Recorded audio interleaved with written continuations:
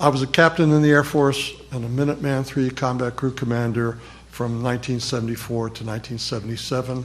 I was stationed at F.E. Warren Air Force Base in Wyoming and assigned to the 400th Strategic Missile Squadron. Quite honestly, I was and still remain a skeptic, and at the time did not believe in this UFO phenomenon. In the fall of '76, my deputy and I were on duty at Romeo Launch Facility, or LCF. The LCF was the part of Romeo that was above the ground, as we saw with David Schindley.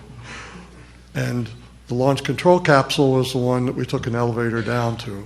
It was located 60 feet below the ground and behind an 8-ton door, so we were pretty secure in there. In order to stay awake, my deputy and I were monitoring the VHF radio communication between our security alert team, which we friendly called the cops. David was one of them, David Scott, and between our flight security controller, our FSC, our topside NCO. The SAT team was out doing their regularly routine checks. I think they were responding to one of those jackrabbits out one of our launch facilities. And so they were out and away. At approximately 2 a.m., the FSC called the SAT and said, "Hey, pull over. Get out of the vehicle and look around." That's all he said. Gave no direction or any guidance. A few seconds, and he also said, "See what you see." A few seconds later, they reported they saw nothing, and they said, "Oops, wait a minute, we do see something in the distance." The FSC, "Well, what do you see?" And they said in an excited voice, it was a light in the sky, it was a bright white pulsating light, and they could see some other colors in between the pulsations. The FSC asked them where the light was located, and the reply was that it was some distance to the north. And then after a pause, they said, "Geez, it really looks like it's near the LCF, or near where you are." The FSC then asked the SAT to return back to the launch control facility. My deputy and I kind of looked at each other and did a double take, because what the heck was that all about? So we called the FSC on our hotline and asked them what was going on. He very calmly said that right now, right above the LCF, there was a silent object with a very white pulsating light. Between the pulsations, he could see a red and blue. I asked for specifics, and his best guess, well, he said it was a fat cigar. It looked like a fat cigar. And his best guess was that it was 80 to 100 feet above the ground and 40 to 50 feet long. It was hard to see his perspective exactly, because he didn't know how close. If it was way high, it could have been 1,000 feet long. If it was way low, it could have been less. But that was his best guess. While we were talking, he reported that it was moving down the access road to the east, and very slowly and very quietly. I asked him to keep us updated. My deputy and I talked about what we should do with this information. In a few minutes, the FSC called back and said the object had stopped a few miles to the east and appeared to be above the closest launch facility, or LF. So we ordered the SAT team, who was now on their way back to the launch control facility, to go to that LF that had the object above it, and they said they had to return to the launch control facility for batteries and for their flashlights. 10 minutes or so later, we asked the status of the SAT team, and we were told that they made it back to the LCF but had departed yet. They were just about ready to go. The object moved further east along the access road above another LF. We again ordered the SAT team to that location, and they reported they had to first gas up their truck. It seemed to take them a long time before they appeared to be on their way. Shortly after the object went to the first launch facility, we reported the incident to our SAC command post at F.E. Warren, and the NCO that took the call laughed at us and said, "Call us back when that thing eats the SAT team," and hung up.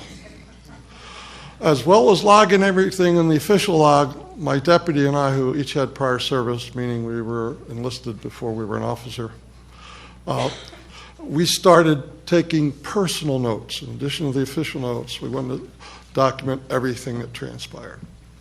At our next hourly 400th SMS crew check for the flights Papa, Quebec, Romeo, Sierra, and Tango, we told the other crew members what our object had done and received laughter and an attitude of general disbelief. What are you guys, crazy? Right after the group communication, the crew from Quebec called. They were the team we had dropped off on the way to Romeo and said that earlier that morning they had a similar object above a couple of their launch facilities.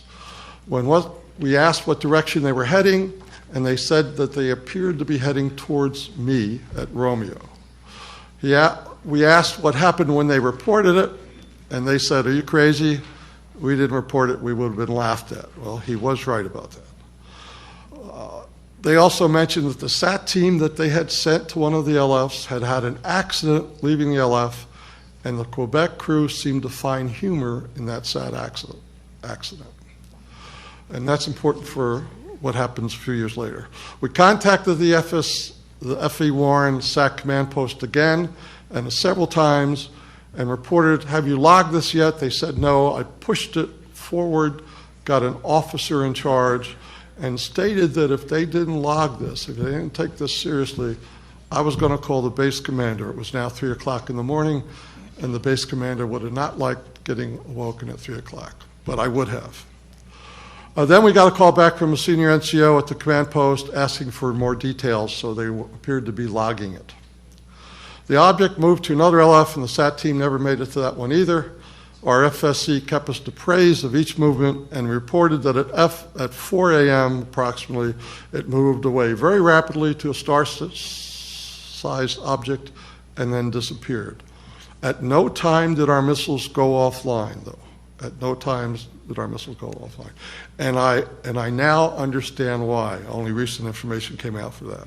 Meanwhile, back in 1976, the next morning, we were relieved by another crew for our normal return to FE Warren, and when we went topside, we found the FSC curled up in a chair in kind of a fetal position. He had been relieved by the day FSC, but was not able to sleep and obviously was very distressed. The SAT members were conveniently not at the LCF.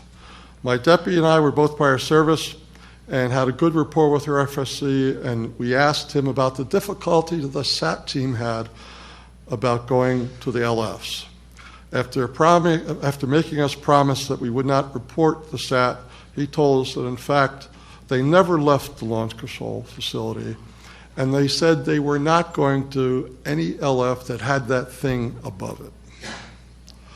So we picked up our crew member from Quebec, and we returned trip to FE Warren and discussed the excitement of that early morning hours. They insisted they would not report the incident, and that if we reported it, they would deny that it happened. If we reported their involvement in it, they would deny that it happened. Upon our return to our squadron, we reported the incident with our flight commander. And the next morning, we were called in by the commander of the 400th SMS. He asked us about the incident, and when he discovered we had personal notes, he asked to see them. Once in his hands, he tore them up and said we were never to talk about this again and required us to sign documents that I'm a little fuzzy about what they really said. We reluctantly signed them after going into a broom closet to talk about it for 10 minutes. At our next couple of departure meetings, an officer that we'd never seen before told us that this incident was classified and that officially never happened. And I always wanted to question which was it. Was it classified or it didn't happen? After a press conference in September 2010, I was given a name of a former Quebec SAT team that wanted to talk to me. I contacted and heard a story, and I'm confident he was one of the SAT members on duty that night at our incident Romeo. This is what he told me.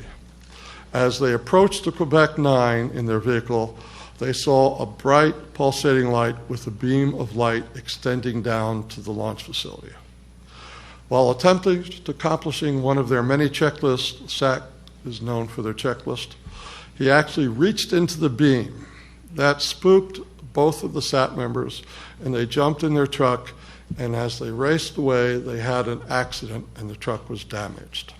That tied into me that in fact was the Quebec team that was on duty the night when my Quebec commanders told me that their SAT team had an accident. So I was confident they were them. I asked,